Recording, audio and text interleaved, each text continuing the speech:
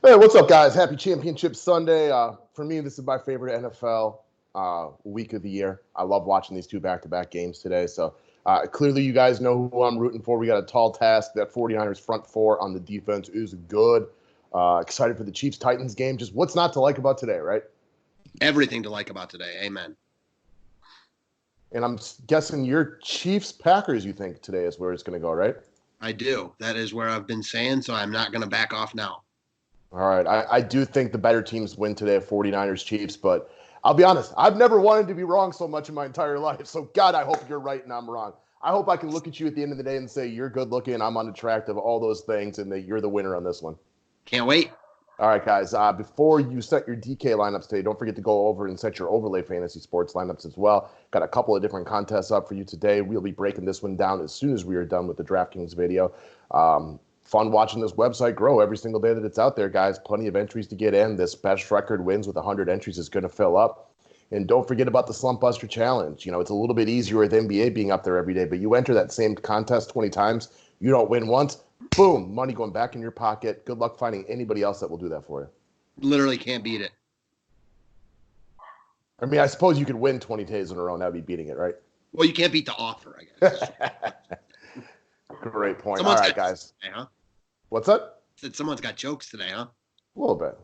All right, guys. Don't forget, we got sales up right now as well. I know it's the end of the football season, but we got basketball in full throttle. We got an MLB sale. If you play MLB DFS, we got the full season up for only $69 right now. Go check it out on the website. We also got day passes available. Let's start off talking about the quarterback position today. We got Patrick Mahomes. We've talked this one at length. I don't see any way around Mahomes today. I get it. Like, you know, Rodgers and Garoppolo and Tannehill, all these guys are clearly having nice seasons. But for me, the opportunity cost of fading Patrick Mahomes here is real risky. And I just don't like any of the other quarterbacks to go there. I mean, he's the best quarterback with the best offense, the best weapons at home with the creative coach and everything like that. I struggle to get away from Mahomes today. Yeah, we talked about this a bunch when we had our first thoughts video and then when we made a next video yesterday. I'm more apt to get away from someone like this than you are, of course. For sure. But, you know, it's weird. You said this yesterday, like the opportunity cost of not using him is massive. And usually it's the other way around. Like the opportunity cost of using someone, you know, it's usually talking about the other guys that you're not using. But I'm with you here. You know, if you had to say who would be the highest scoring player on the slate, I mean, for me, it would be Mahomes, pretty much no question. I'm sure that most people would agree with. It's very to get away from him here after how he played in the second half last week. Again, Tennessee is not a team we want to go out of our way to pick on, but there's 4 teams left, right? So we don't really have any of those teams anymore. Exactly. And if I told you this, and you don't like these statements, but I'm sure you could even agree with this one. At the end of the day, if Mahomes' total DK points are double that of any of the other quarterbacks, I don't think anybody bats an eye. Agreed. I mean, he's really the only one here who's got 30 plus upside regularly, you know? Definitely. I mean, I love my boy Aaron Rodgers, but slinging it in San Fran ain't easy. So he's going to have his work cut out for him. We both know, or I think we both realize that, you know, I give Green Bay a good shot to win this game, but it's not going to be because Aaron Rodgers, you know, throws all over the field for 500 yards. They're going to have to control the clock. The only way I see Aaron Rodgers going for 303 touchdowns is if like San Fran's up 35-0 in the second quarter and they just sit in prevent defense. So I'm not making that bet. Exactly. All right, so let's talk about another guy in the Chiefs, Tyreek Hill. So this is definitely more of a Matt play in the essence that I have to assume he'll be, for who he is, I think he'll be very low owned today. Same. You said that really well. Like for who he is and how small the slate is. Because it's only a 2-game slate. So it's not like you're going to get Tyreek Hill at 3% owned, but instead of being, 60% owned, he's going to be probably the lowest owned stud. Go ahead. Yeah, like maybe 10, 15% would be my guess. Yeah, same. Okay. I mean, that's still, again, you're not winning GPPs just by having him because clearly you're up with a big percentage of you. But that's 2-game slates. Like there's just no way to get. So the way I look at this was after last week, people are going to shove Mahomes in their lineup, and that's going to cost them a lot of money. And they're going to be looking at some of the tight ends, for example, and they're just not going to have the money for Tyreek Hill. He was less than stellar last week. Also, if you watch the game, you saw a very common game plan which is teams doing whatever they can to take Tyreek Hill out of the game and then forcing Kansas City to win with other players. Well, we just saw Kansas City has no problem with that. So I do think maybe there's a chance that the Titans watched the film. Well, we know they watched the film. They're like, you know what? Maybe let them beat us with Hill because we don't want to get torn apart the way that the Texans did last week. And maybe Tyreek Hill gets a single coverage from time to time. I mean, this guy can wreck the slate in 2 plays, and that really can't be said about anybody else. He can, and I love him here. But I also understand why he's not getting much love, because it's hard to prioritize him at this salary, given his floor and how he hasn't really had a big game the past couple of games. That being said, I made this point yesterday, and I can't get this out of my mind. I struggle to see Kansas City advancing, throughout, and I expect them to go to the Super Bowl without Tyreek Hill having one big game, at least a couple big plays. Is a good spot for the Chiefs offense. I mean, again, I'll say it. We don't want to go out of our way to pick on Tennessee, but as far as playoff defenses go, I'm fine with any piece of Kansas City I can get my hands on. These are all top half defenses, right? That's why they're here. For sure. All right, so let's move down the list from here. Running back is weak this week, so we're both kind of looking at Raheem Mostert because the options kind of suck. They're just not very good this week. Derrick Henry is big-time Bucks. We'll talk about him here shortly. Green Bay is – I look at them as neither good nor bad versus the run. They've had a couple of bad weeks, but overall they've improved throughout the second half. Still, you don't have defenses that, just get lambasted by the run. Kansas City, same thing. They were labeled as a team that was bad against the run to start the season. They've really gotten better as the season progressed.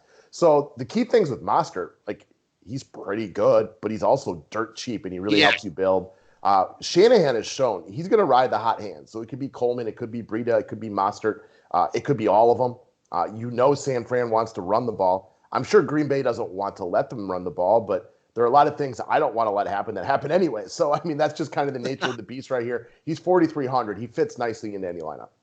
I'm thinking about one of those things potentially being me making you wait this morning. So, yeah, I know what you mean. If the big thing for me here is we've seen this all year. We've read this book before. There's no reason for Mostert to be so cheap now just because 1 week Coleman got the touchdowns. That's all that happened. Mostert still got work last week. If I had to pick one guy I trust most in the San Francisco backfield, it's Mostert. He's now, like you said, dirt cheap. He makes too much sense here on a slate, as you mentioned, doesn't have a lot of good running back options. If this was last week, he'd be 95% owned at this price. And this week, he'll still be chalky. Because he's so cheap and running back is weak, but, maybe not 95%, maybe 60. I don't know. I'm just guessing based on his price and the fact that the NFL DFS public is smart. Most people aren't just going to jump off of him because he was, his carry percentage was down a little bit last week. It doesn't mean it won't be this week. And also, he still had, I think, 12 or 13 touches last week. He still was involved. Yeah, I agree with your point. I think the industry as a whole is smart. And while he won't be as popular this week as he would have been last week at this price, he will still be very popular for all the reasons you just mentioned. If he had Coleman's touches from last week and results and he was 4,300 this week, he would be damn near 100% owned. Yeah, as he should be. So, all right, moving down from there, we want to talk about A.J. Brown.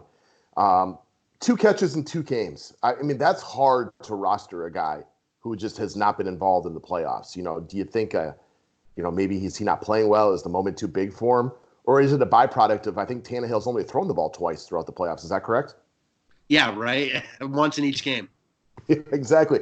They just haven't had to pass it. Tannehill's attempts through 2 games, I would go out on a limb, and I don't have the numbers. I haven't looked this up. I would not be surprised to find out it is the lowest number of pass attempts in the last 30 years for the team to win back-to-back games like this. So his lack of production has been mostly a byproduct of Derrick Henry being arguably the MVP of the NFL over the second half of the season. So we don't view today. I can see the path where Henry wins this game for Kansas City or for Tennessee as well.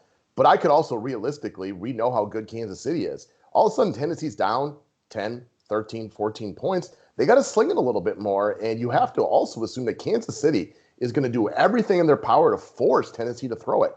I can tell you this much. If I'm the opposing defense, I'd much rather have Ryan Tannehill throwing it than Derrick Henry running it.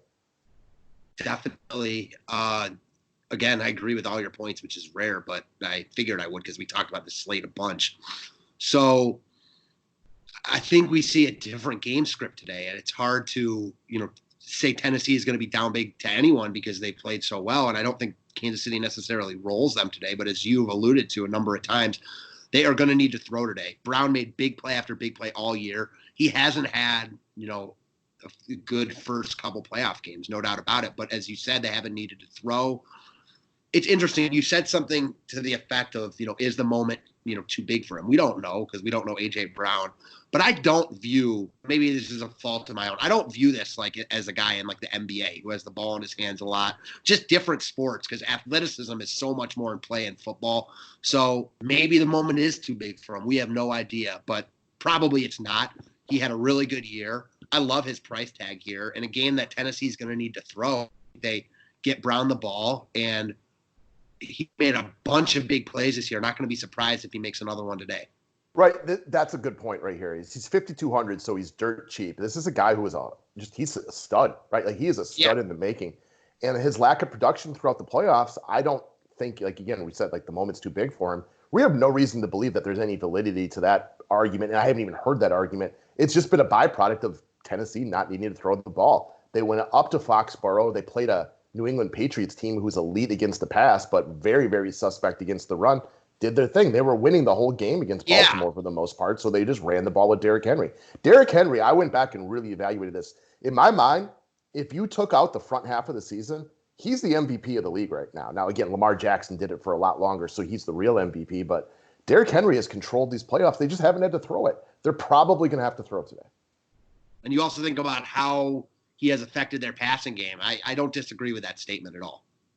All right. So speaking of Derrick Henry, I want to reiterate that this is not a hard recommend. I'm not sitting here like I told everybody, and you were with me that week. We love Derrick Henry against the Pats. We thought that the Titans would win that game, and we thought that it would work out kind of the way that it worked out. I'm not hard recommending Derrick Henry today, but I did want to discuss him with the public since there's really only a handful of guys to talk about anyway. And I went back and I was looking at this yesterday based on a couple conversations that we had. If you look at what Derrick Henry has done since they got that scrub Mariota out there and put in Ryan Tannehill, I mean, you can make a really good argument that he is the most valuable player in the National Football League. Look at those 1,917 yards and 20 touchdowns. Since Tannehill came in, it took him about a game or two to really get gelling, and after that, Henry has been just flat out in beast mode. Now, gun to head, I'm going to bet on Mahomes and the Chiefs to dominate this game because they're that good, right? We like them a lot. And Derrick Henry is really expensive, so you have to go out of your way to prioritize him. But I don't think I'm crazy, and I know even though you don't necessarily agree, I know you understand and can get on board the idea that they play keep away today. Run the clock. That's how I play Madden online. I play keep away. I only want to do 3 or 4 drives. And again, the clock's longer here than it is playing video games, but that's the best formula for Tennessee today, right?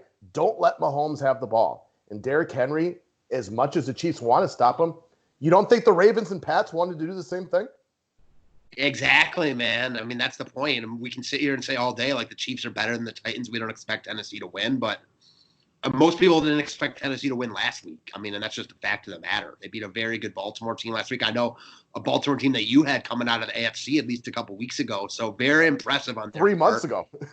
Yeah. And I mean, honestly, I hate to just cop out and say this, but this is a tough one because we don't know how this game's going to play out. Because if this game plays out like you just mentioned, and Tennessee plays keep away, and they're getting Henry going, and he's getting 4 or 5 yards on first down, I mean, he could crush here. Because like you just mentioned, he's been the best running back in football, potentially the NFL, the league in the second half of the season.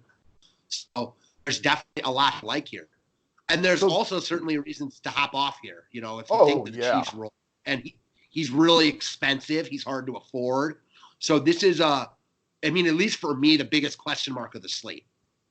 Right. Like, he will not make my main lineup because in order to prioritize Derrick Henry at 8,700, you've got to really make some interesting plays. And the thought process that I talked about when we went through this one on members only videos is if you're playing Derrick Henry, it's because you think that they control the clock. And that would allow you to not go very heavy on Kansas City players. Not that they won't be able to ball, but if the Titans dominate time of possession, I mean, Mahomes and Hill and Kelsey and Williams and Watkins and McCauley Hardman and all these guys just may not get as many opportunities you would like. And as great as they can be, that could kill the flow of the game when you're only out there momentarily. I remember watching this back in the day when Rodgers was Rodgers and the Green Bay offense was rolling. The games where we wouldn't play well sometimes is where the other team would dominate the time of possession and they would just get out of their flow. If they played this game 3 times, I think Kansas City would win twice, win one pretty handily, the other one relatively closely. But that third time, I feel like Derrick Henry and the Titans would do enough just to dominate the time of possession. And at lower ownership, you're getting arguably the fantasy MVP of the second half of the season. Yeah, I mean, he's definitely a slate ruiner, too. It's not like a slate ruiner at really high ownership, but in tournaments, he is a slate ruiner. Right? And you're prioritizing him. But then that's also, like you said, then you're probably not looking at Tyreek Hill. You're probably not looking at maybe Patrick Mahomes because they're not on the field. It's a completely different and unique build that would separate you from the pack. And in these 2-game slates, like winning GPPs is great, but it's a real kick in the crotch when you split it with 19 other people. For sure. The only thing I'll say about that, and again, we don't know how these games are going to play out, so there's rational cases to be made for anything. The way that Henry plus a couple Chiefs plays could work out really well is if Henry takes 1 or 2 long runs, which isn't crazy to think either because he's done that a bunch recently. Right. Sometimes he doesn't finish them like we saw last week because he's such a big guy and he can't get it down there. But then they just give it to him again and he gets in the end zone. And he gets in and I feel like he's had multiple 50, 60-yard runs recently, and that's huge. Yeah, he's a flat-out stud. So, again, I'm not using him in my main lineup. And if I had to bet, my money goes on the Chiefs. But I'm not flabbergasted at all if Tennessee shocks the world here. Yeah, it should be a good one. I'm not sure how this game plays out, but I definitely give Tennessee a chance considering how they've played the past couple of weeks. I mean, how could you not at this point? Right? How could you not? They've been awesome. And we can vary on our opinions on how good New England is. You think they're better than I am. I expected Tennessee to win that game. But they went in and dominated like a heavy favorite last week, and they looked like the better team for all 60 minutes of the game. Mm-hmm. All right, guys, that's what we got for today. We appreciate y'all watching us all year long. Thumbs up is appreciated. We got sales up all over the place. Let's play some NBA DFS, and we'll be starting to do NBA next week on Sundays. Thanks, guys.